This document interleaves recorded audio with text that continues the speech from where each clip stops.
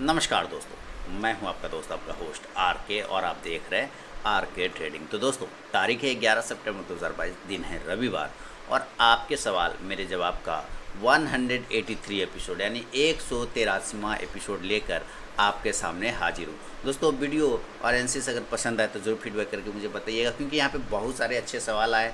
अगर आपने सवाल नहीं भी भेजा तो कोई टेंशन वाली बात नहीं, वीडियो पूरा देखिए, आपके ज्ञान का ही चीज़ें, ज्ञान की चीज़ें यहाँ पे भरा हुआ है एकदम। और कल भी जो मैंने वीडियो बना के दिया था आप लोगों को कि आसान भाषा में मार्केट को समझिए, सिंपल लैंग्वेज में, और मैंने वो 17-18 मिनट का वीडियो बना के आपको दिया। आप देखिए एक बार जाके, और फिर आपको पता चल जाएगा उसका वैल्यू, कि क्या चीज़ें उसमें दिया गया आपको फ्री ऑफ कॉस्ट में। आप बिल्कुल देखिए, आपको इधर उधर आप देखते हैं वीडियो, स्ट्रेटेजी, विभिन्न प्रकार का अगड़म बगड़म चीज़ें देखते हैं, अनलॉजिक वाला, बिना लॉजिक की चीज़ों को देखते हैं और उसको आप लाइक करते हैं और व्यूज़ देते हैं। यहाँ पे जो क्वालिटी चीज़ें मिलती है आप उसको इग्नोर करते हैं, क्योंकि इसमें मैं स्ट्रेटेजी वर्ड नहीं लिखता। मैं किसी भी लाइन में जल्दी स्ट्रेटेजी वर्ड यूज़ नहीं करता। हेडिंग में स्ट्रेटेजी वर्ड दे के लोग अट्रैक्ट कर जाते हैं, इस वजह से जाते हैं। मैं सिंपल चीज़ें लिखता हूँ, लेकिन क्वालिटी रहता है। तो आप देखिए, उसके बाद डिसीजन लीजिए। पहले कहते हैं ना, इस्तेमाल करें फिर विश्वास करें। तो पहले आप देखिए, आपको पसंद ना आया तो डिसलाइक का बटन है, डिसलाइक कर दीजिए, कोई दिक्कत वाली बात नहीं, लेकिन पहले एक बार देखिए ज़रूर।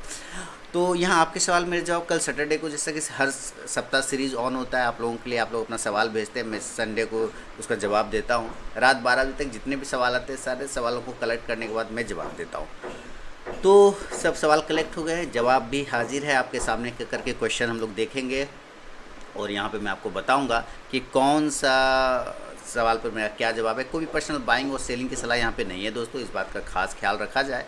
और अगर वीडियो पसंद ना आए तो डिसलाइक ज़रूर कर जाइएगा, और लाइक करना है तो आपकी मर्ज़ी है। तो चलिए शुरुआत करता हूँ आपके सवाल मेरे जवाब का 183 एपिसोड, और देखते हैं सबसे पहला सवाल किनका है। चैनल को सब्सक्राइब कर लीजिए, आर के ट्रेडिंग मोबाइल ऐप को डाउनलोड कर लीजिए ज़्यादा जानकारी के लिए और लेटेस्ट वीडियो के लिए। तो चलिए शुरुआत करता हूँ।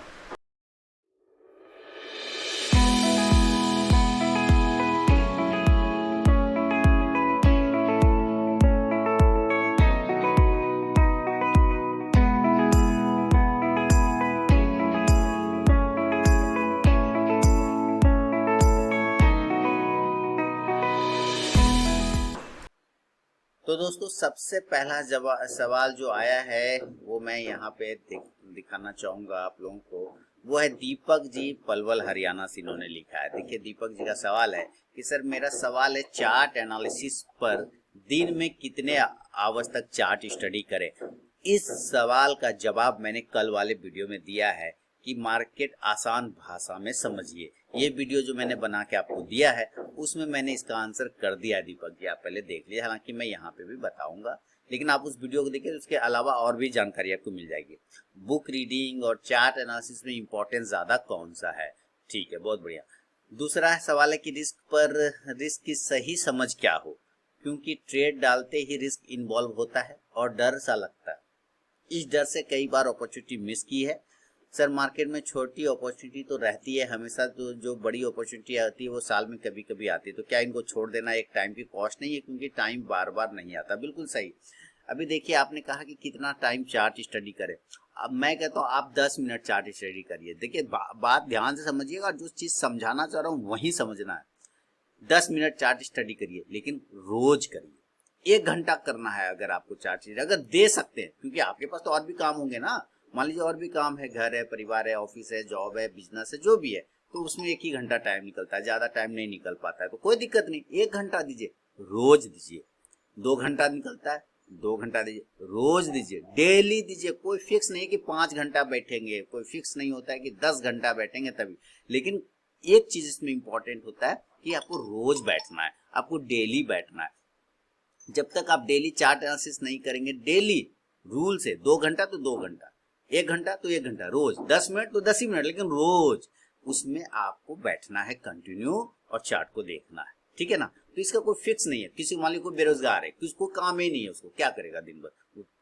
15 घंटा भी देख सकता है, लेकिन जिसको काम है मान लीजिए, वो क्या करेगा? उसी में से समय निकाल के करेगा ना, तो अपने हिसाब से। लेकिन इंपॉर्टेंट ये है नहीं है कि आप कितना देते हैं टाइम, इंपॉर्टेंट है कि क्या आप रोज देते हैं टाइम।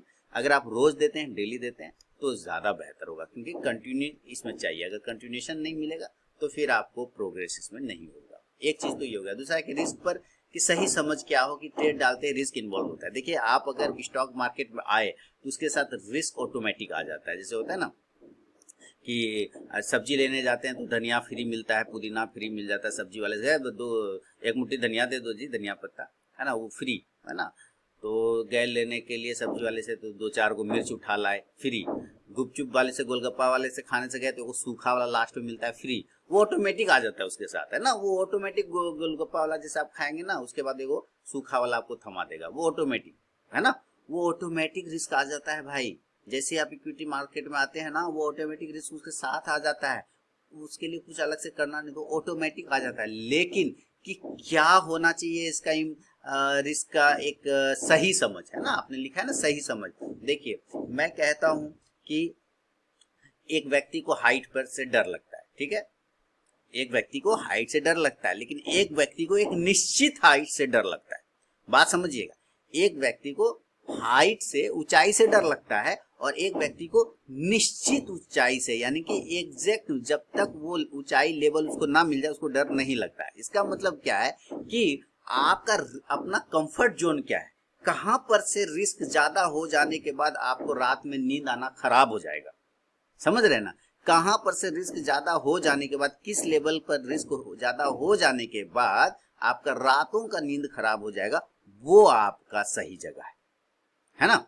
तो एक छोटे आदमी के लिए कि लगेगा नहीं, जगह दिन भर में मैं 1000 रुपया अगर आज लॉस कर दिया यार बहुत ज्यादा हो गया, उसके लिए वो 1000 रुपया कंफर्ट जोन है, उसके अंदर तक करना है। किसी को लगता है 5000 तक भी ठीक है यार, 5000 भी गया तो कोई दिक्कत है, यानी वो कंफर्ट है उसका। 5000 के बाद रिस्क का डिस्कम्फर्ट जोन स्टार्ट होता है, यानी कि वहां पर से उसको दिक्कत होगा। कहने का मतलब हर एक का अपना अपना। तो जहां पर से रातों की नींद खराब होना शुरू हो जाए, वहीं से आपका रिस्क मैनेजमेंट का सही लेवल है, ठीक है। उसके पहले ही आपको रुक जाना है, क्योंकि इसके बाद आपका रात का नींद खराब हो जाएगा। इस चीज को समझना है। तो इतना आसान सिंपल लैंग्वेज में रिस्क मैनेजमेंट जल्दी कोई नहीं बताएगा आपको। मैं बता रहा हूं यहाँ पर कि सारे लोग समझिए, जहां ऐसा क्या ये रिस्क लेना जिससे रात का नींद खराब हो जाए। रात में नींद सोए रहे, जैसे सपना टूट जाए, सोए रहे फिर से नहीं सपना टूट जाए। क्यों? क्योंकि अरे बाप रे भाई इतना पैसा लॉस हो गया, इतना पैसा लॉस हो गया, इतना पैसा लॉस। रात में नींद ना आए, बगल से बीबी कुछ बोल रही है, बक यार चुपचाप सुनो, तुम दिमाग खराब करती हो। बच्चा कुछ बोला, 2 थापड़ उसको दे दिए।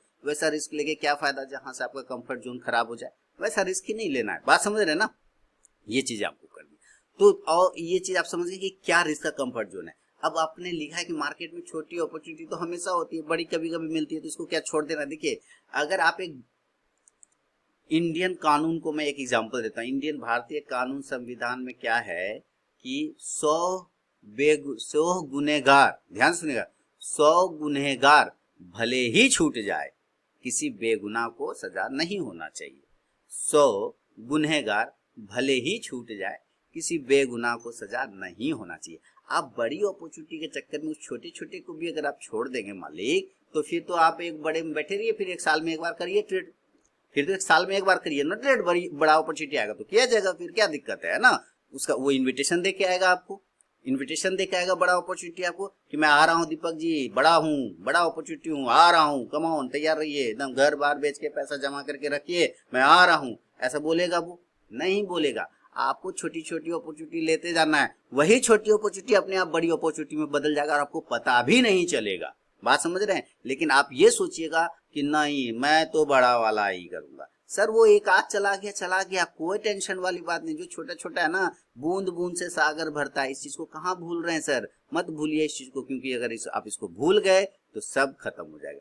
तो छोटी अपॉर्चुनिटी लेते रहिए, बड़ा अपने आप बन जाएगा सर। अगर मेरी बातों से आप लोग सहमत हैं तो जरूर मुझे कमेंट करिए, लाइक करिए और मुझे बताइए। और बाकी आप भी कुछ सजेशन देना चाहते हैं तो कमेंट में लिख सकते हैं। तो ये दीपक जी पलवल हरियाणा से पहला सवाल था। बढ़ूंगा अगला सवाल की तरफ, और अगला सवाल जुबैर कुरैशी जी सऊदी अरेबिया से लिख रहे हैं। ये लिख रहे हैं कि सर स्टॉक डीमेट अकाउंट में चले जाते हैं। हाँ वो मैंने पिछले बार बताया था आपको, ब्रोकर नहीं सेल कर सकता है, बिल्कुल नहीं। ब्रोकर सिर्फ एक मीडिएटर का काम करता है, ठीक है, जब तक हम ओटीपी सबमिट नहीं करें। बिल्कुल है। ब्रोकर के थ्रू म्यूचुअल फंड बाय करते हैं, उसकी सिक्योरिटी के बारे में एक्सप्लेन करते, सेम कंडीशन होता है। देखिए ब्रोकर भी म्यूचुअल फंड सेल नहीं करेगा जब तक आप उसको ऑर्डर नहीं करेंगे, वो नहीं कर सकता। जब तक आप उसको ऑर्डर नहीं करेंगे ना, आप उसको रिडीम कराएंगे तभी तो वो सेल करेगा, वरना उसको क्या पड़ा, आप SIP कराते जाइए, वहां वो खरीद के रखता जा रहा है। आप जब तक उसको ऑर्डर नहीं करेंगे वो सेल ही नहीं कर पाएगा, क्योंकि उसके लिए एक उसको ऑथेंटिकेशन वेरिफिकेशन चाहिए, एक OTP भी आएगा, वो आपसे फोन करके बोलेगा, या फिर अगर आपने डायरेक्ट किया तो एक OTP आपके पास आएगा, तभी आप सेल कर पाएंगे, रिडीम कर पाएंगे। बिना OTP वो रिडीम भी नहीं होता। तो सेम कंडीशन। आप दूसरी बात की सेफ्टी की बात कर रहे हैं ना, मैं कई बार इधर से देख रहा हूँ, लोग जो नए लोग आते हैं ना मार्केट में, उन्होंने एक सेफ्टी वर्ड यूज किया है कि कितना सेफ है ब्रोकर का अकाउंट। सर जी, अकाउंट तो बैंक भी सेफ नहीं है, कॉमन सेंस से सोचिए, बैंक अकाउंट भी सेफ नहीं है, हैक हो जाता है ना, पैसे रखे हुए नहीं निकाल पाते हैं लोग, तो सेफ तो वहां भी नहीं है। तो देखिए, रिस्क हमेशा बना रहता है, लेकिन जब अगर आप रिस्क ही नहीं लेना चाहते हैं तब तो घर में पैसे रखिए, वहां भी रिस्क है, चोरी हो जाएगा। समस्या यही है। तो रिस्क सब जगह होता है, कहीं कम होता है, कहीं ज्यादा होता है। जब भी जाइए किसी भरोसेमंद ब्रोकर के पास जाइए, क्योंकि पहला रास्ता वही है आपके शेयर तक पहुंचने का। ठीक है, पहला रास्ता वही है आपके शेयर तक पहुंचने का। तो जैसे आपने ज़ेरोधा रफ स्टॉप लिखा, कोई दिक्कत नहीं, बढ़िया है, लेकिन देखिए टेक्निकल चीज है, कभी सर्वर खराब हो सकता है, होता है कि ना, हैंग हो जाता है। अब आप कहेंगे कि बार बार ये सर्वर खराब हो जाता है, कोई दूसरा ब्रोकर बताइए। कहीं जिसके पास जाइएगा ना, सबके पास कुछ ना कुछ इशू होता है। आप मोबाइल खरीदते हैं ना, हैंग नहीं होता है क्या, हो जाता है ना, तो क्या होता है, ये मोबाइल फेंक देते हैं, दूसरा लेते हैं, नहीं होता है क्या है, जो चीज में टेक्निकल चीज आ जाएगा, मशीन आ जाएगा, उसको हैंग होगा, प्रॉब्लम करेगा। तो म्यूचुअल फंड भी सिक्योर होता है, उसमें भी आपको OTP सबमिट करना होता है, बिना OTP के आप उसको बेच नहीं सकते, ब्रोकर भी आपका नहीं बेच पाएगा, आपको उसका वेरिफिकेशन चाहिए, आप जब तो उसको वेरीफाई नहीं करेंगे वो नहीं बेच पाएगा। तो उसके लिए टेंशन नहीं, बने रहिए म्यूचुअल फंड में, कोई बात नहीं है। कोलकाता वेस्ट बंगाल से मिहिर जी लिख रहे हैं, मिहिर कुमार दास, कोलकाता वेस्ट बंगाल से। सर, इंट्राडे ट्रेडिंग में मार्केट डेप्थ कोई वैल्यू रखता है? अच्छा सवाल है। मैंने इस पे वीडियो बनाया था मार्केट डेप्थ पर, और मैं आपको वो वीडियो का लिंक दे देता हूँ, लिंक दिखा देता हूँ अपने यूट्यूब चैनल पे, आप जाइए, आप देखिए, और आपको पता चल जाएगा कि मार्केट डेप्थ की क्या वैल्यू होती है। ठीक है, आप उस वीडियो को जरूर देखिए, और सारे नए लोगों को बोलूंगा उस वीडियो को आप जरूर देखिएगा। चलिए पहले मैं आपको दिखाता हूँ वो वीडियो मेरे RK ट्रेडिंग यूट्यूब चैनल पे कहाँ पे मिलेगा। ठीक है, देखिए यह मेरा RK ट्रेडिंग चैनल आ गया, इसमें प्लेलिस्ट में जाइएगा, प्लेलिस्ट में जाना है, प्लेलिस्ट में जाने के बाद वीडियोस के बगल में प्लेलिस्ट होगा, वहां जाना है मेरे RK ट्रेडिंग चैनल पे, और यहाँ पे ट्रेडिंग टर्मिनल का प्लेलिस्ट होगा, ट्रेडिंग टर्मिनल, इसके व्यू फुल प्लेलिस्ट पर क्लिक कर दीजिए। जैसे ही आप व्यू फुल प्लेलिस्ट पर क्लिक करेंगे, आपके सामने बहुत सारे वीडियो ओपन हो जाएंगे उसके अंदर, और यहाँ पे एक वीडियो है detail information about market depth. मैंने 18 मिनट 52 सेकेंड का वो वीडियो है। तो details information about market depth, आप इस वीडियो को देखिए मिहिर जी, आपको इसका इंपॉर्टेंस पता चल जाएगा। और सारे जो नए लोग हैं, जो पुराने लोग भी इस वीडियो को देखिए, बहुत ही सिंपल तरीके से मार्केट डेप्थ के बारे में इसमें बताया गया। आपकी सारी जानकारी का सॉल्यूशन यहाँ पे मिल जाएगा, सारा क्वेश्चन आपको यहाँ पे मिल जाएगा। ये सारे वीडियो मैंने बना रखे हैं, तो रिपीटेड वीडियो नहीं बनाना चाहता हूँ, क्योंकि वो बने हुए तो फिर क्यों बनाना है ना, तो वो आप देख लीजिए, वहां पे आपको उसका आंसर मिल जाएगा मिहिर जी। चलिए अगला सवाल की तरफ बढ़ता हूँ। इजाज मेहदी साहब बड़ोदरा गुजरात से लिख रहे हैं कि option chain analysis equity intraday में यूजफुल होता है या सिर्फ फ्यूचर ऑप्शन में यूजफुल है? बहुत बढ़िया। देखिए, आप अगर टाइम बिता चुके हैं, अगर आप स्टॉक मार्केट में एक लंबा समय बिता चुके हैं इजाज मेहदी साहब, तो ये आप उसको इंट्राडे इक्विटी में भी यूज कर सकते हैं। वहां इंट्राडे इक्विटी में भी वो यूज हो सकता है, अगर आप ऑप्शन चेन को सही से समझते हैं। ऑप्शन तो है ही, फ्यूचर ऑप्शन है ना, करने के लिए उसके चेन एनालिसिस है ना, ओपन इंटरेस्ट का जो देखते हैं तो उसको आप ऑप्शन में तो यूज करते ही, लेकिन जो बहुत टाइम बिता चुके हैं मार्केट में, उसका यूज वो इक्विटी स्टॉक्स में भी कर लेते हैं। ठीक है, और बहुत ही यूजफुल होता है वहां पे। तो आंसर है बिल्कुल होता है सर, बिल्कुल होता है, कहीं कोई बर्बाद नहीं होता है, सारे काम होते हैं। और दूसरा सवाल है, इक्विटी इंट्राडे में कैंडल स्टिक चार्ट देखते हैं, तब कैंडल स्टिक चार्ट का पैटर्न ज्यादा देखना होता है या इंडिविजुअल्स कैंडल के सिग्नल ज्यादा देखना होता है? इनका दूसरा सवाल है। मैं पहले सारे लोगों से बोलूँ, ये क्वालिटी चीज जो मैं आपको देता हूँ फ्री ऑफ कॉस्ट में, तो इसके लिए आप मुझे फीडबैक जरूर दीजिएगा, कमेंट करके जरूर बताइएगा। चैनल को जरूर सब्सक्राइब कर लीजिएगा, अपने लोगों में शेयर करिए, जो अभी तक सिर्फ स्ट्रेटेजी अगड़म बगड़म वाला वीडियो देखते हैं, उन लोगों में शेयर करिए कि यहाँ क्वालिटी चीजें मिलती है। क्योंकि आप लोग वो एक्शन रोमांच वाला वीडियो ज्यादा ढूंढते हैं, जहाँ पे बिना मतलब की चीजें होती रहती है। मतलब वाला चीज ढूंढिए जहाँ पे लॉजिक के साथ चीजें होती है ना। तो सारे वीडियो शेयर करिए, उन लोगों के भी दिमाग में ये सारे क्वेश्चन आते होंगे, हो सकता है कोई उनको बताने वाला नहीं हो, तो यहाँ उनको आंसर मिल जाएगा फ्री ऑफ कॉस्ट में, कोई टेंशन नहीं है। चलिए तो कैंडल स्टिक चार्ट देखते हैं। तब कैंडल स्टिक चार्ट का पैटर्न ज्यादा देखना होता है या इंडिविजुअल कैंडल्स के सिग्नल ज्यादा देखना होता है? देखिए सिग्नल, आपने एक वर्ड यूज किया सिग्नल, इसका मतलब आप कैंडल पकड़ते हैं। अगर आप सिग्नल जान रहे हैं तो इसका मतलब आप कैंडल को रीड करना जान रहे हैं। अगर आप कैंडल रीड कर लेते हैं, हाँ इस कैंडल का मतलब ये होता है, ये कैंडल अब एक्टिवेट हो सकता है या फेल हो सकता है, ये कैंडल यहाँ से चलता है, ये कैंडल यहाँ पे रुक जाता है, देन वो आपके लिए इंपॉर्टेंट है। लेकिन चार्ट पैटर्न और कैंडल दोनों एक दूसरे का पूरक है, दोनों एक दूसरे के बिना अधूरा है। अगर चार्ट पैटर्न बना है और उसमें कोई पर्टिकुलर कैंडल बना है जो इफेक्टिव कैंडल है, तो हो सकता है उस चार्ट पैटर्न पे वो इम्पैक्ट डालेगा। तो दोनों एक दूसरे को मिला के अगर कोई देखता है तो वो ज्यादा बेहतर होता है। लेकिन मैं हमेशा सबको कहता हूँ कि सब खिचड़ी करने की शुरुआत में कोई जरूरत नहीं है। आप पहले किसी वन चीज पे फोकस करिए, जब आप उस पर कमांड कर लें कि हाँ अब मैं ये कर सकता हूँ, ये चीजें मेरे कहने से हो जाता है, देन आप दूसरे चीज पे जाइए, क्योंकि प्रोग्रेस करना सीखना तो काम है जीवन का, तब जाइए। तो कैंडल स्टिक का अपना इंपॉर्टेंस है, चार्ट पैटर्न का अपना इंपॉर्टेंस है। दोनों एक ही चीज, कोई व्यक्ति चार्ट पैटर्न देख के ट्रेड करता है वो भी सही है, जो कैंडल देख के ट्रेड करता है वो भी सही है, आप जो दोनों देख के ट्रेड करता है वो भी सही है। कहने का मतलब दोनों का अपना अपना इंपॉर्टेंस है, लेकिन जो दोनों पे कमांड कर रखा है वो मास्टर आदमी है, फिर वो मास्टर आदमी। तो इंडिविजुअल्स भी देख सकते हैं और मिक्स करके भी देख सकते हैं, इसमें कहीं कोई दिक्कत नहीं है इजाज मेहदी साहब। चलिए बढ़ूंगा अगला सवाल की तरफ। मनीष जी दिल्ली से लिख रहे हैं अगला सवाल। नमस्ते sir, I have about this stocks, please guide average zone, stop loss, expected target. Target और स्टॉप लॉस का लिए चाहिए इसको, इनको लेबल। देवयानी इन्होंने 400 स्टॉक खरीदा है 206 रुपए के भाव पे। बैंक ऑफ इंडिया 1900 शेयर खरीदे हैं 55 रुपए के भाव पे। लेमन टी 600 शेयर खरीदे 80 के भाव पे। कोल इंडिया 180 शेयर है 236 पर। कोल इंडिया में आपने टॉप लगवा दिया लग रहा है, 236 का ही शायद उसका हाई है। टाटा पावर 370 शेयर खरीदा है 247 पे। तो चलते हैं, देवयानी 400 शेयर खरीदा 206 के भाव पे, तो हम लोग देवयानी इंटरनेशनल चलते हैं। और यहाँ पे आपके सामने देवयानी को लगा रहा हूँ, DEV देवयानी इंटरनेशनल। आपने खरीदा, अभी 192 चल रहा है और आपने 206 पे खरीदा हुआ है ना, 206 पे खरीदा है। तो इसके स्टॉप लॉस आप लगा लीजिए 175 का, 175 का स्टॉप लॉस लगा लीजिए। 200 रुपए का एक छोटा सा हर्डल है, याद रखिए 195 से 200 तक का एक हर्डल है। अगर वो ब्रेकआउट हो जाता है देन आपका प्राइस आ जाएगा 220 से 225 का एक टारगेट आपको फिर मिल सकता है देवयानी इंटरनेशनल में। लेकिन बता दूं, कोई भी पर्सनल बाइंग और सेलिंग की सलाह स्टॉक्स पर नहीं होती है। मैं अपना व्यू और रिसर्च बता रहा हूँ। कोई भी ट्रेड करें, कोई भी बंदा, तो अपने रिस्क के हिसाब से करें और आपके रिस्क की जिम्मेदारी आपकी होगी। तो चलिए आगे बढ़ता हूँ। देवयानी इंटरनेशनल के अलावा जो आपने लिया वो बैंक ऑफ इंडिया 1900 शेयर 55 के भाव पे लिया है। बैंक ऑफ इंडिया, ठीक है, बैंक ऑफ इंडिया BOI आ गया, 55 लिया है 55 के भाव पे। मैंने कहा ना आप ही ने टॉप लगवा रहे हैं, इसका मतलब है ना। यहाँ पे देखिए सब एकदम टॉप पर आप लेने की कोशिश कर रहे हैं। ऐसा क्यों कर रहे हैं, टॉप पर क्यों ले रहे हैं? आपने 42 पे नहीं लिया, 43 पे नहीं लिया, 44 पे नहीं लिया, आपने 55 पे क्यों लिया? तो ये प्रॉब्लम है। देखिए आपने जो प्राइस लिया ना वही उसका हर्डल है, सीधी सीधी समझिए। आपने जो प्राइस लिया वही उसका हर्डल है। वो अगर ब्रेकआउट हो जाता है तो देन आपको 60 के टारगेट बनेंगे। फिलहाल स्टॉप लॉस जो एक छोटा सा 48 का लगा के आप यहाँ पे चल सकते हैं बैंक ऑफ इंडिया में।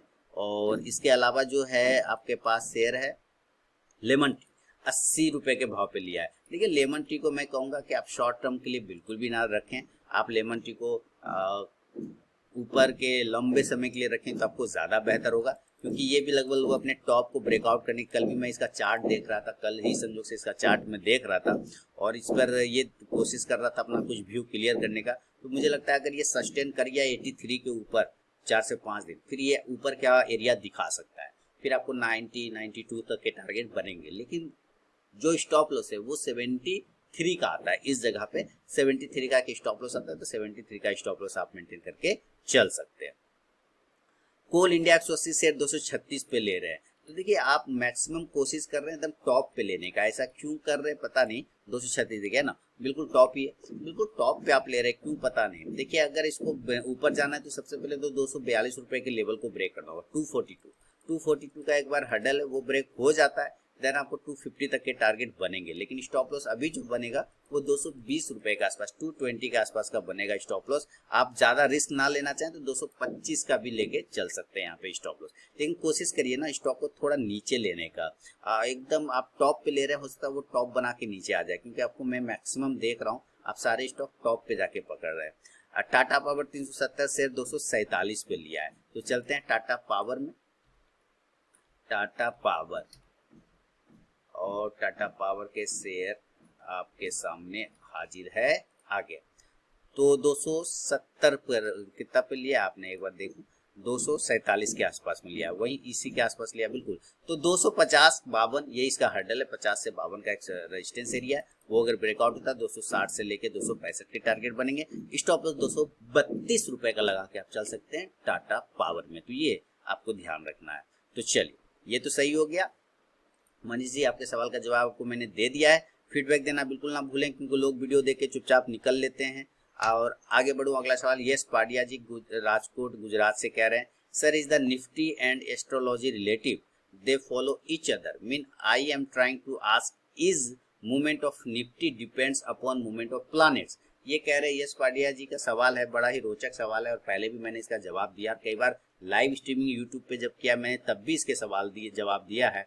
ये कह रहे हैं कि निफ्टी और एस्ट्रोलॉजी, एस्ट्रोलॉजी मतलब जो वो होता है ज्योतिष शास्त्र, है ना, ग्रह नक्षत्र पंचांग, क्या उसके हिसाब से एक दूसरे से रिलेटेड है, दोनों एक दूसरे को फॉलो करता है।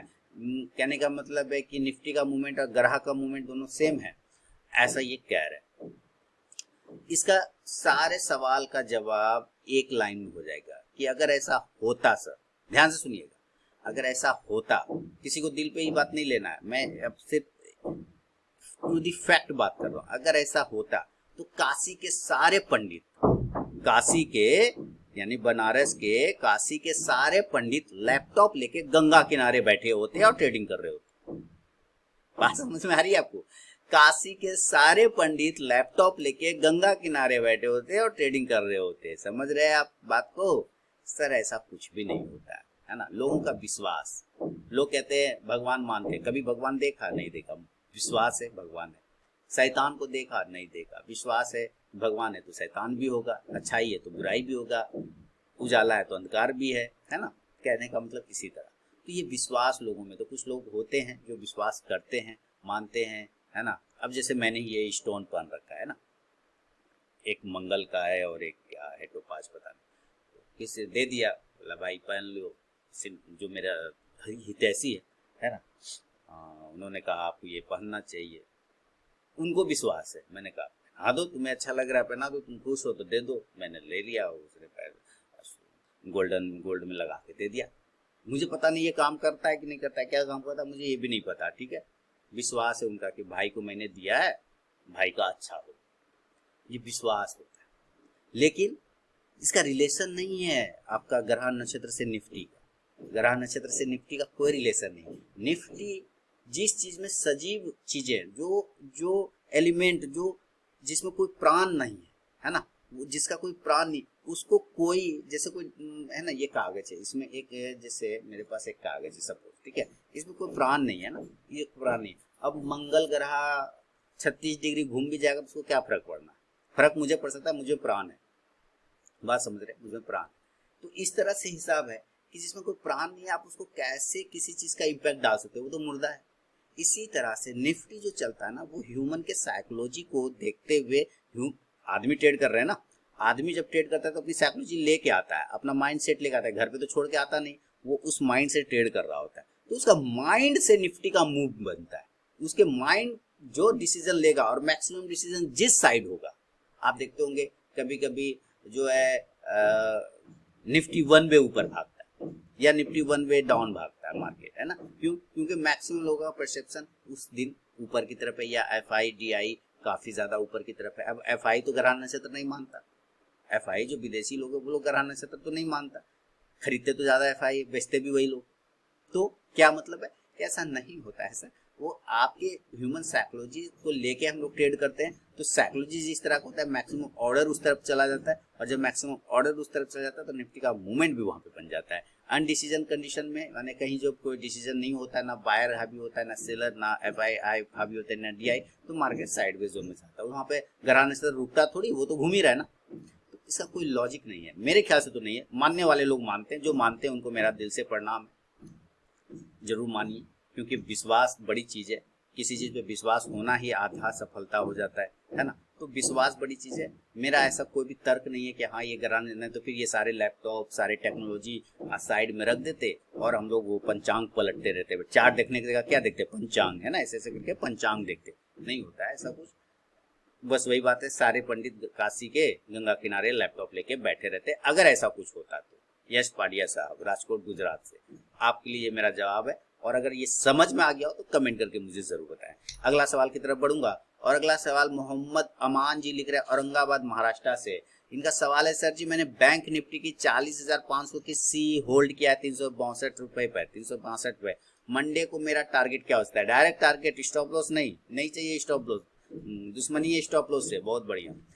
तुम क्या हो सकता है, और इस वीक की एक्सपायरी कहाँ हो सकती है बैंक निफ्टी के बाद? इसके लिए आपको छोटा सा काम करना है अमान साहब, बहुत ही छोटा सा काम। मैं जब निफ्टी बैंक निफ्टी वाला वीडियो डालूंगा ना बाजार हाट न्यूज चैनल पे, और उसको देख लेना मालिक, है ना, उसको बस देख लीजिएगा, आपके सारे कंफ्यूजन दूर हो जाएंगे।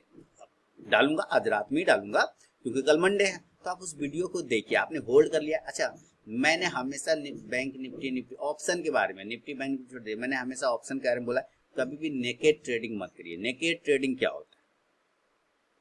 चलिए, नेकेड ट्रेडिंग कभी मत करिए, मैं इस पर बात करता हूँ। Naked trading, what is naked trading? Naked, NAKED, naked कहते हैं ना, वो नेकेड, नेकेड मतलब नंगा, है ना, नंगा हो गया। नंगा दैट मीन्स कपड़ा नहीं पहना, ऐसा नहीं। नेकेड ट्रेडिंग मतलब होता है वन साइड ट्रेड करना, यानी आप एक तो 2 दिन का वीक ले रहे हैं, सैटरडे संडे, आपको ये पता नहीं कि ग्लोबली क्या हो सकता है, अच्छा या बुरा नहीं पता, तो आप नंगा ट्रेड कर रहे हैं। उस स्टॉक को, कॉल को नंगा छोड़ रखा है, बेचारे को पैंट पहनाया ही नहीं, बेचारे को कपड़ा पहनाया ही नहीं, उसको नंगा छोड़ रखा है। अब तो नंगा छोड़ रखा, तो नंगा नहाएगा क्या, निचोड़ेगा क्या? बात समझिए, मैं ऑप्शन को बहुत सिंपल लैंग्वेज में बता रहा हूँ, इतना सिंपल लैंग्वेज पूरे यूट्यूब पे नहीं मिलेगा।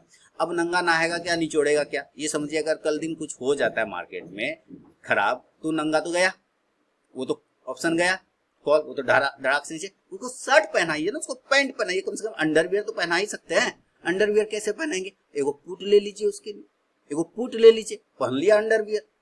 अगर लॉस भी होता है कॉल में, तो वो पुट थोड़ा सा आपको कवर कर देगा, वो अंडरवियर जो आपको कवर कर देगा, इज्जत बचा देगा उस कॉल की, और साथ में आपकी भी। क्यों? क्योंकि लॉस होने से आपका कम हो जाएगा, बच जाएगा लॉस होने से। तो कभी भी ऑप्शन में नेकेड ट्रेडिंग लेके नहीं जाना है, खासकर डिलीवरी में। मुझे नहीं पता सही होगा गलत होगा, मुझे नहीं पता, क्योंकि मैं भगवान नहीं हूँ। 2 दिन सोऊंगा रात में, है ना, आराम से मस्ती सोऊंगा, हेडेक तो दिमाग में नहीं रहेगा ना। अरे यार निफ्टी नीचे आ जाएगा कि ऊपर जाएगा, पता नहीं, कोई बता दे तो मजा आ जाए यार, गड़बड़ा हो गया दम। 2 इतना लॉट भी लिया होगा आपने, है ना, मान लीजिए 10 लॉट भी लिया, 5 लॉट भी लिया, तो रिस्क तो पूरा ले रखा है। तो सर जब आप 5 लॉट कॉल के ले सकते हैं, 2 लॉट पुट भी ले लीजिए ना, क्या दिक्कत है? उसको अंडरवियर पहना दीजिए, आपका नेकेड ट्रेडिंग बंद हो जाएगा और आपको काफी ज्यादा फायदा होगा। सर इस बात को मैं सारे लोगों को कहूंगा, क्योंकि हमें ऑप्शन जब चलता है ना, तो टाइम के साथ चलता है, उसका मूवमेंट टाइम के साथ होता है सर। और जब टाइम के साथ होता है तो टाइम रुकता कभी नहीं है। जब टाइम रुकता नहीं तो टाइम तो घटता है, टाइम तो घटता है। पहले 10 तारीख को एक्सपायरी होना है मान लीजिए, तो अब आज 5 तारीख है, तो कल 6 तारीख हो जाएगा, तो पहले 5 दिन बचा था, अब 4 दिन बचेगा, फिर 3 दिन बचेगा। टाइम के साथ साथ ऑप्शन रिलेट है, तो जैसे जैसे टाइम घटेगा, आपका ऑप्शन मूव नहीं करेगा, तो प्राइस तो अपने आप कम होना शुरू हो जाएगा। होगा कि नहीं? यस और नो? होगा। तो हाँ, और साथ में आप डिलीवरी लेके घर भी जा रहे हैं, तो जब घर लेके जा रहे हैं तो आप उसको नंगा लेके क्यों जा रहे हैं? आप उसको एक छोटा सा दे दीजिए, जैसे 5 लॉट लिया, कोई दिक्कत नहीं, 2 लॉट पुट ले लिया। अगर मान लीजिए गिर भी गया, मान लीजिए गिर भी, आप दूर का पुट लिया तो सस्ता मिलेगा, दूर का लिया, है ना, OTM ले लिया तो सस्ता मिलेगा, सस्ता मिलेगा तो कोई टेंशन नहीं। अगर गिर भी जाता है, रात भर में लड़ाई हो गया, कुछ भी हो गया, तो वो पुट अचानक से बढ़ेगा, कॉल नीचे आएगा, पुट ऊपर जाएगा, वो जो लॉस होगा ये कवर कर लेगा, ये रोक लेगा। भैया अंडरवियर पहना लिया उसको, कहीं कोई टेंशन नहीं, उसकी इज्जत बच गई।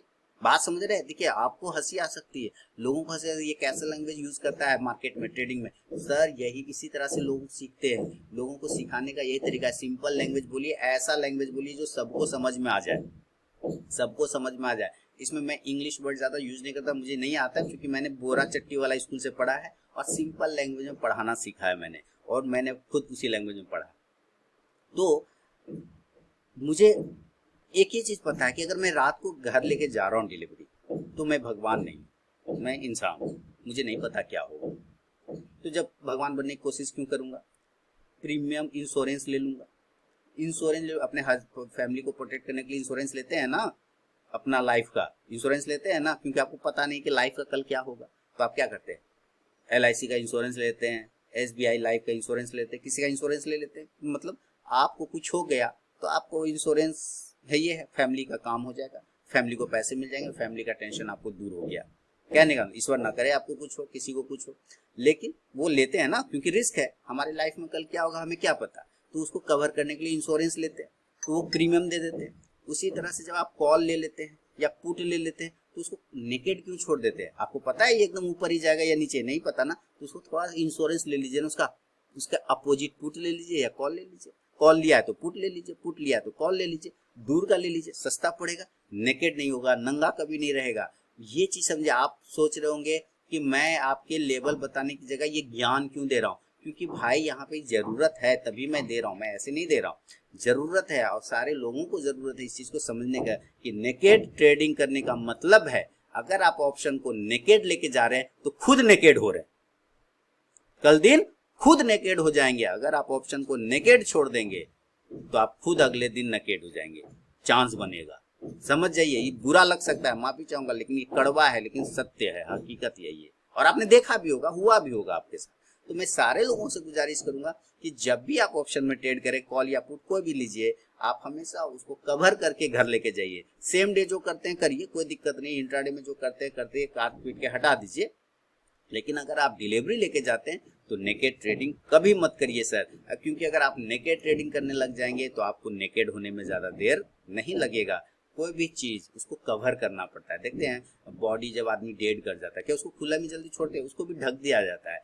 तो जब एक मुर्दे को उतना सम्मान दिया जाता है, उसको ढका कर उसको कवर कर दिया जाता है, तो फिर भाई हम लोग तो जिंदा हैं, हम लोग अपने आप को क्यों ऐसे छोड़ते हैं, है ना? वो तो जिंदा है ना, जिसको लिया हुआ है कॉल को, तो उसको दे दीजिए ना अंडरवियर, कवर पुट दे दीजिए ना, सीधी सी बात है ना? ऐसे नहीं करना है सर। अगर नेकेड ट्रेडिंग गलती से भी नहीं करना है, क्योंकि हम मार्केट को प्रिडिक्ट करने की क्षमता सारे लोगों में, मतलब होता है, वो एक तरह से भविष्य देखने को जाती है। लाइव मार्केट में आप कर सकते हैं, ठीक है, ऊपर नीचे जा रहा है तो हम यहाँ पे डिसीजन लेंगे, लेकिन अगर मान लीजिए अभी रशिया वाले का दिमाग खराब हो जाएगा, भाग साला, या चाइना वाले का दिमाग खराब हो जाएगा, भाग साला, जाते ताइवान को ठोक देंगे।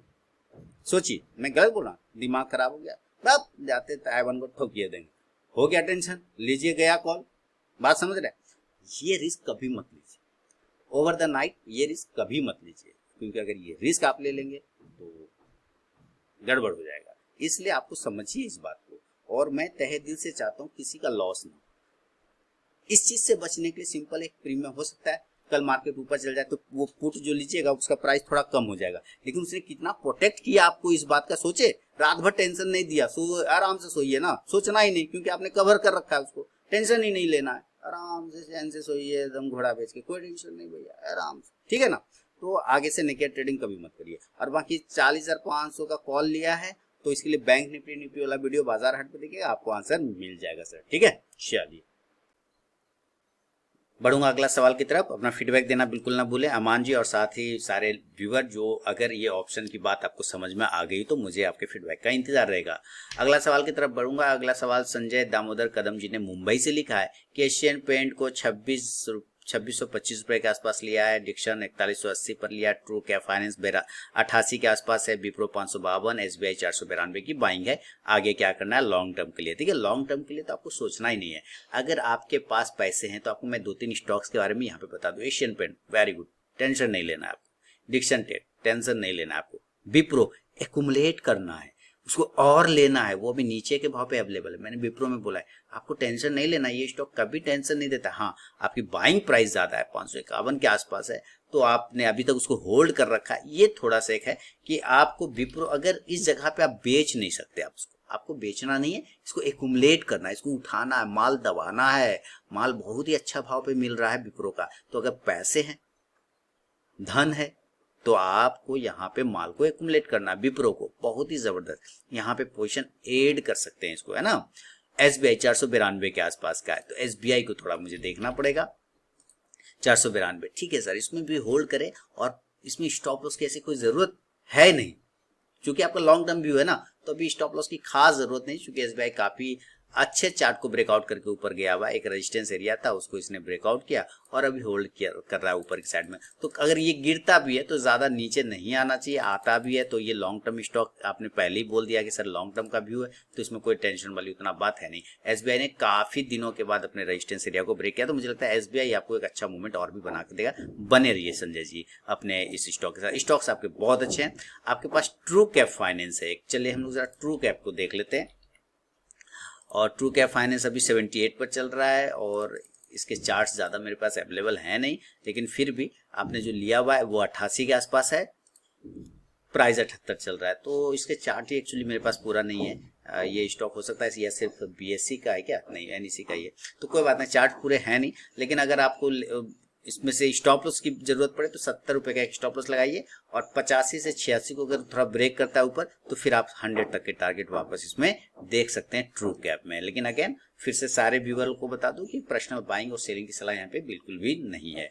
तो यह है संजय दामोदर कदम जी के लिए मेरा जवाब। अगला सवाल है, और अरुण कुमार सिंह ने वाराणसी यूपी से लिखा है, सर GGPL बाय किया 71 में, इस समय 50 के पास है, आगे कहां तक नीचे जाएगा GGPL। तो चलते हैं हम लोग GGPL को देखते हैं, 71 की बाइंग प्राइस है GGPL। अब ये चलते, ये कौन सा स्टॉक हो गया, देखिए प्रिंटिंग स्टेशनरी से लिमिटेड है, ये एक्चुअली आपने सर्किट वाले स्टॉक्स पकड़ लिए, ये किसी ने आपको टिप्स दिया था GGPL के बारे में, क्योंकि आजकल बहुत सारा ऐसा माध्यम हो चुका है सोशल मीडिया के माध्यम से, कोई इंस्टाग्राम पे पोस्ट करता रहता है कुछ स्टॉक्स के बारे में, पेनी स्टॉक्स के बारे में, सर्किट वाले स्टॉक्स के बारे में, जिसके फंडामेंटल अच्छा नहीं होते उसको भी लोग प्रमोट करते हैं, पता नहीं ऐसे ही, ठीक है, छोटे भाव पे अवेलेबल था इसलिए। आप देखिए, आप ये नीचे के भाव पे भी आप कुछ कर नहीं सकते, बेच ही नहीं सकते, है ना, आप इसको बेच ही नहीं सकते। तो सर आपने 71 पे लिया, आप अब आप इसको बेच ही नहीं सकते, तो क्या किया जाए, तो अभी होल्ड रखिए, जब इसका सर्किट खुले, थोड़ा उछाल मिल जाए, जंप मिल जाए, तो एक बार इससे निकल जाइएगा, क्योंकि इस तरह के स्टॉक्स का कोई बिहेवियर नहीं होता है सर, ये ना ये मैनिपुलेटेड स्टॉक्स होते हैं, इसको मैनिपुलेट किया जाता है कुछ लोगों द्वारा, चूंकि छोटे मार्केट कैप का स्टॉक्स होता है ना, तो मैनिपुलेट कर लिया जाता है। ये शायद गोदावरी गैस प्राइवेट लिमिटेड है मेरे ख्याल से, वही है ना, मुझे कमेंट में बताइए, गोदावरी गैस प्राइवेट लिमिटेड करके आता है। तो आप इसको जो है ना मैनिपुलेट कर सकता है लोग, इस वजह से आप इससे दूर रहिए मैनिपुलेशन वाले स्टॉक से, और अभी चांस हो सकता है और भी नीचे चला जाए, ऐसे चांस दिखा रहा है, सर्किट खुलने पर है, सर्किट खुले उछाल मिले तो एक बार निकलिएगा जरूर अरुण जी, ठीक है, और ऐसे सब स्टॉक से थोड़ा दूर रहने का कोशिश करिए। आगे है घनप्रीत सिंह जी ने चंडीगढ़ से लिखा है कि hope you are fine by the grace of almighty and I always pray for you and your families good health. Thank you sir. ये लिखा है, as you know sir, when I started trading in stock market I faced huge loss of more than 40 lakh. ये कह रहे जैसा कि आप जानते हैं कि मैंने जब स्टार्ट किया था ट्रेडिंग तो 40 लाख का लॉस कर दिया था, बड़ा loss. Then I started investing for long term, फिर इन्होंने लॉन्ग टर्म इन्वेस्ट किया in quality stock and quit intraday trading, और इंट्राडे ट्रेडिंग को छोड़ के क्या क्या इन्वेस्टमेंट पर ध्यान दिया। इन 2005, इसवी ध्यान से सुनिएगा, 2005 में I started investing and bought few stocks one by one and some part I invested in mutual fund also. I bought Tata Elxsi, one of the stock from my long term portfolio with the advice of my broker, quantity 524, 524 quantity मात्र 95 रुपए 35 पैसे पे लिया गया था 2005 में, ठीक है। My horizon was of 10 to 5 years, तो 10 साल तो होने में अभी भी 2 साल बचे हुए, 3 साल। Now I can hold for 3 years more, बहुत बढ़िया। Kindly suggest whether I should sell some quantity and I invest in some other stocks और म्यूचुअल फंड, और should I continue holding it for some time more. Now again I started trading in intraday after learning from you. Thank you sir, your valuable feedback is highly appreciated. कह रहे कि 2005 में इन्होंने Tata Elxsi 524 quantity लिया था, 95 रुपए 35 पैसे के भाव पे, जो इनको ब्रोकर ने बोला था, और 10 से 15 साल का व्यू है, अभी भी 3 साल होल्ड कर सकते हैं। तो कहाँ पे कुछ क्वांटिटी बेच दिया जाए और उसको म्यूचुअल फंड में लगा दिया जाए, ठीक है।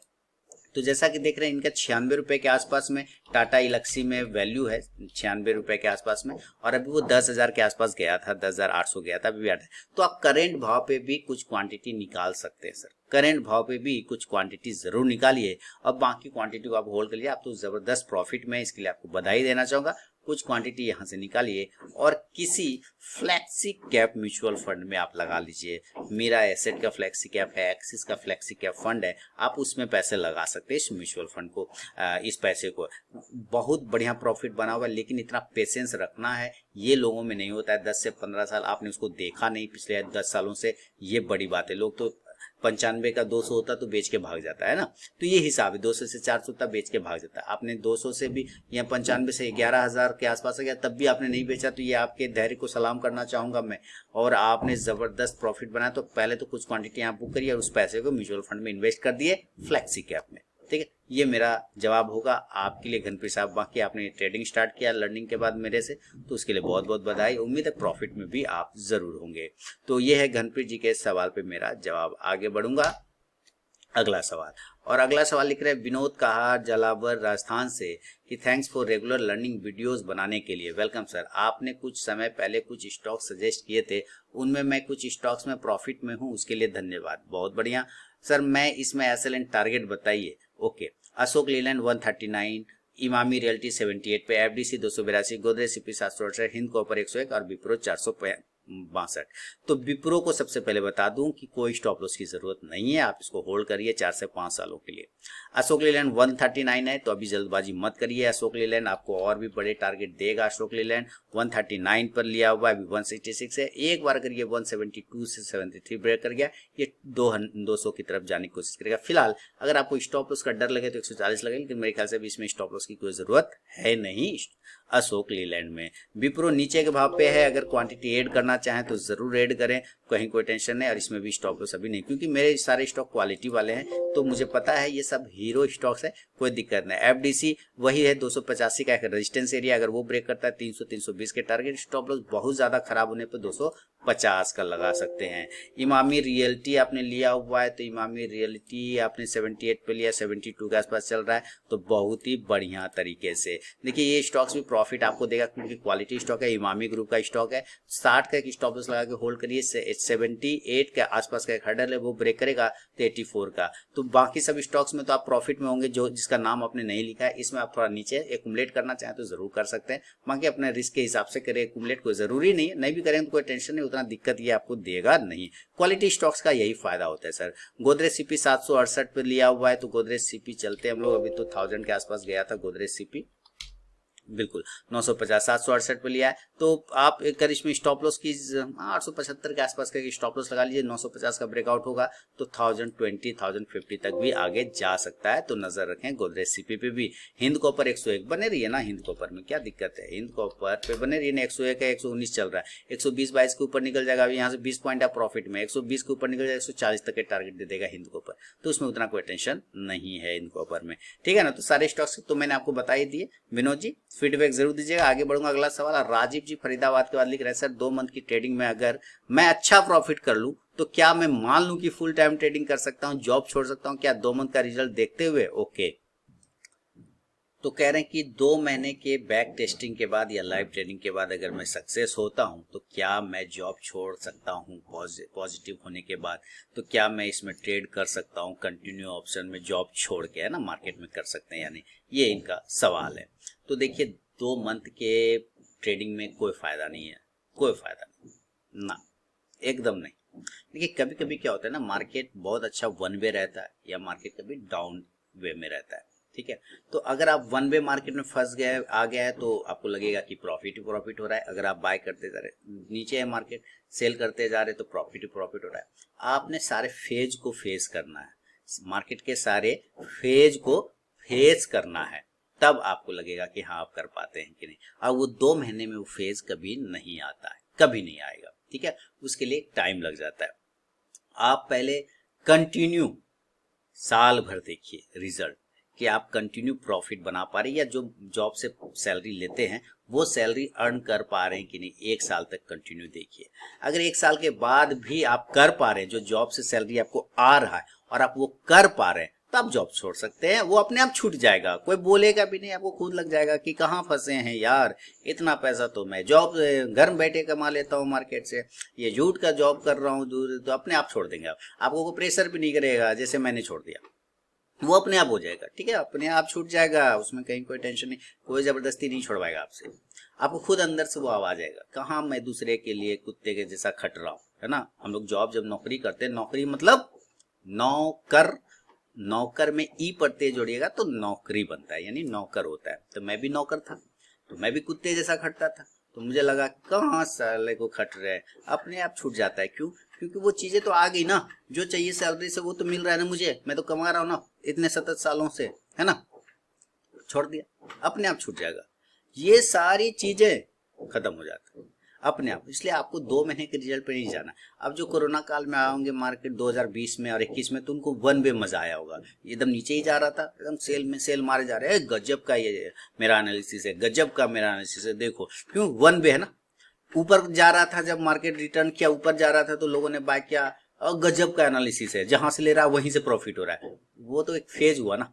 अभी आपने सारे फेज देखे कहा है, कम से कम साल भर दीजिए समय, और उसके बाद कंटिन्यू साल भर का रिजल्ट देखिए कि आप मैक्सिमम टाइम प्रॉफिट में अपना सैलरी अर्न कर पा रहे हैं, तो जरूर आप उसमें सोच सकते हैं अपनी जॉब के बारे में, ठीक है ना सर राजीव जी। चलिए आगे बढ़ूंगा अगला सवाल की तरफ, और अगला सवाल है जिगर भट्ट जी ने बड़ौदा गुजरात से लिखा है। अगला सवाल जिगर भट्ट जी ने बड़ौदा गुजरात से लिखा है कि I bought Zydus life for swing trading for 2 से 3 weeks at the rate of 377.50 before 2 days, यानी कि 2 से 3 सप्ताह के लिए इन्होंने शेयर खरीदा है जायडस लाइफ को 2 दिन पहले। Please guide me for target and SL next for 2 और 3 वीक्स।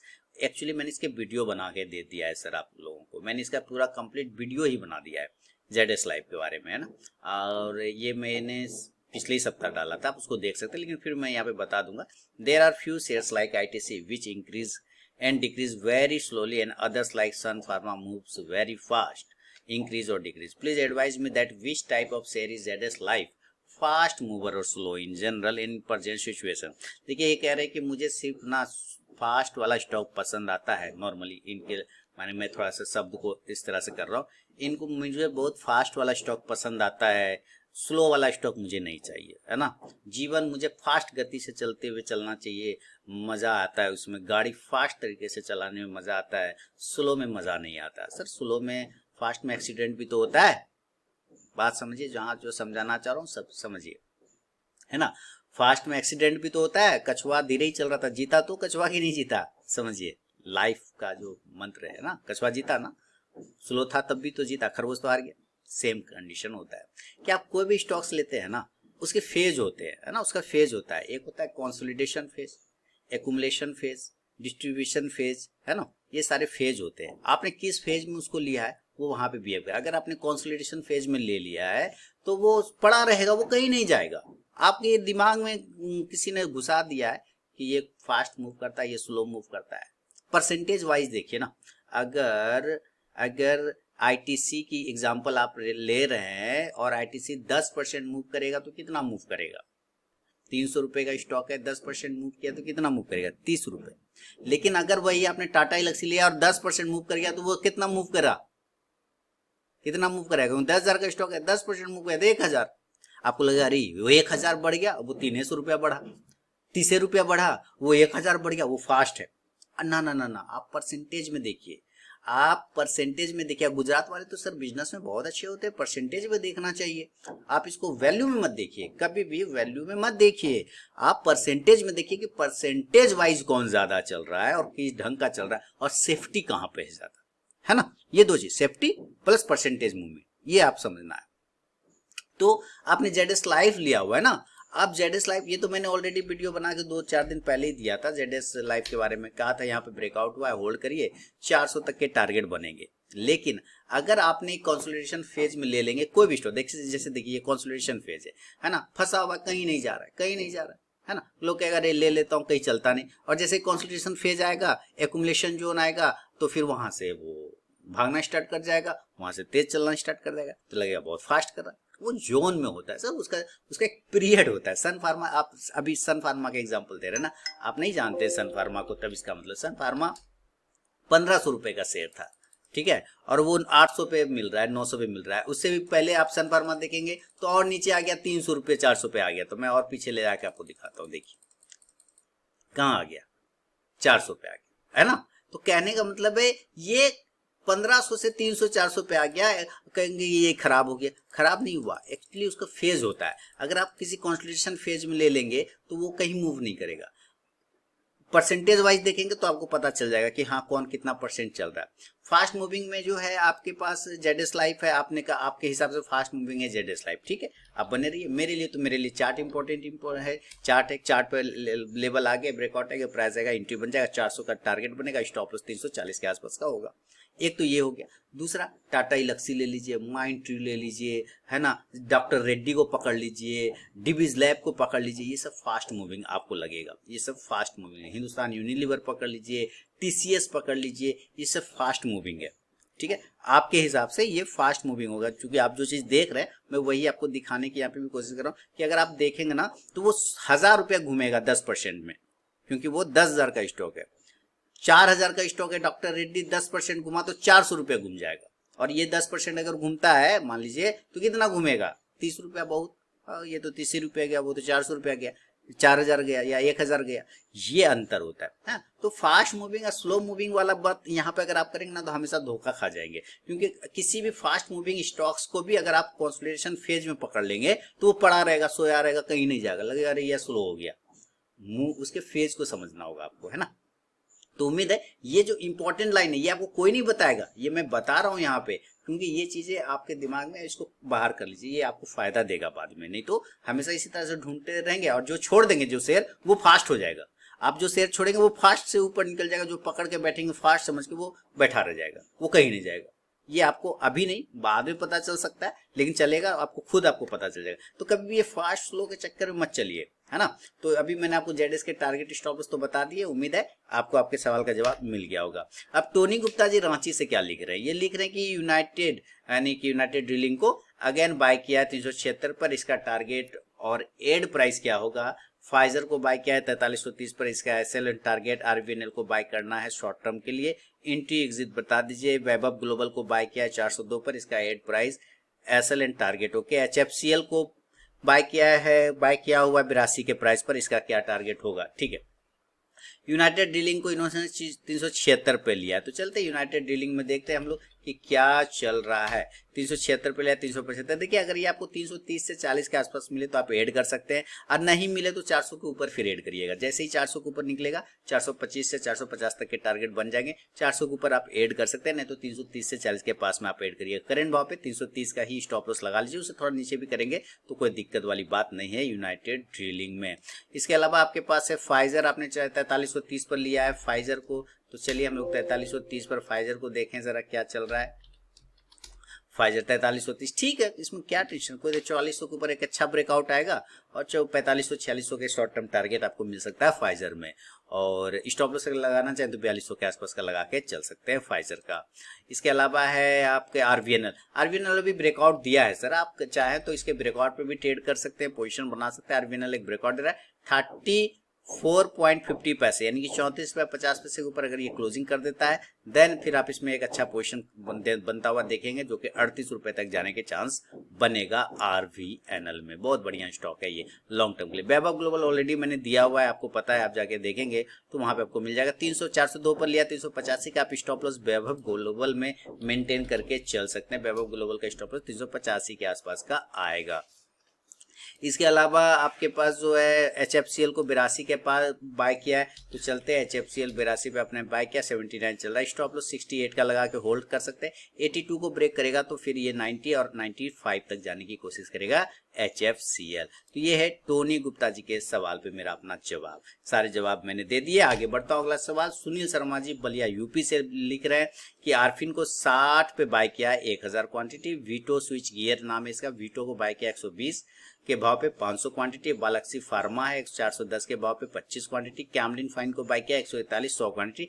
आगे का लेवल कहाँ है, आरफिन तो काफी ऊपर है, आरफिन 60 रुपए पे आपने लिया, 200 के आसपास में आता हुआ दिख रहा होगा। हाँ 285 60 पे लिया, 250 होल्ड रखिए अभी आरफिन को आप, आरफिन और भी ऊपर जा सकता है, इसमें दिक्कत नहीं करना। लेकिन अगर आपको स्टॉप लॉस लगाना है तो 200 रुपए का स्टॉप लॉस आप आरफिन में लगा के चल सकते हैं। कैमलिन को आपने 141 के आसपास में लिया हुआ है ना, 141 के आसपास में कैमलिन को लिया है, हाँ बिल्कुल। तो देखिए अगर 141 ही रेजिस्टेंस एरिया है, 141 अगर वो ब्रेक हो गया ना तो मजा आ जाएगा कैमलिन में। फिर आपको 160 तक के टारगेट बनेगा, 120 का करंट वापस स्टॉप लॉस लगाना पड़ेगा आपको। इसके अलावा आपने वीटो स्विच गियर 120 पे लिया है, तो चलते वीटो स्विच गियर को मैं देख लूँ, 120 पे लिया तो ठीक है, वही हर्डल आपने अभी जस्ट लगता है लिया है, तो वही हर्डल है, 120 के ऊपर निकलेगा तभी मूवमेंट आएगा, अदरवाइज 100 रुपये का स्टॉप लॉस करेंट भाव से लगाना पड़ेगा। बालाक्सी फार्मा 410 पे लिया है और 600 चल रहा है, तो स्टॉप लॉस आपको यहाँ पे 510 रुपये का लेके रखना होगा। 700 का हर्डल है, 700 को ब्रेक करेगा तो फिर 750 से 800 की तरफ जाता हुआ बालाक्सी फार्मा भी आपको नजर आएगा। तो ये है सुनील शर्मा जी आपके सवाल पे मेरा जवाब।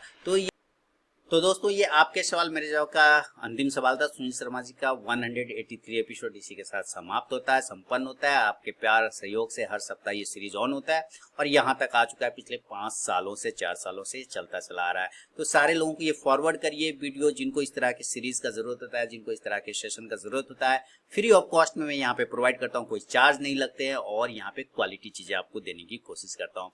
तो अगर आरके ट्रेडिंग मोबाइल ऐप को डाउनलोड नहीं किया तो डाउनलोड कर लीजिए। लाइव मार्केट में कॉल के लिए टेलीग्राम चैनल को भी ज्वाइन कर सकते हैं और स्विंग ट्रेडिंग ग्रुप में अगर रेड होना चाहते हैं तो मेरे लिंक के थ्रू अकाउंट ओपन करें, फायर, सेलाइज, एंजल वन, जेरोदा, सैम को किसी एक में, फिर मैं आपको अपने स्विंग ट्रेडिंग ग्रुप में ऐड कर लूंगा। तो चलिए अब मिलूंगा दोस्तों नेक्स्ट वीडियो में, तब तक के लिए बहुत बहुत धन्यवाद।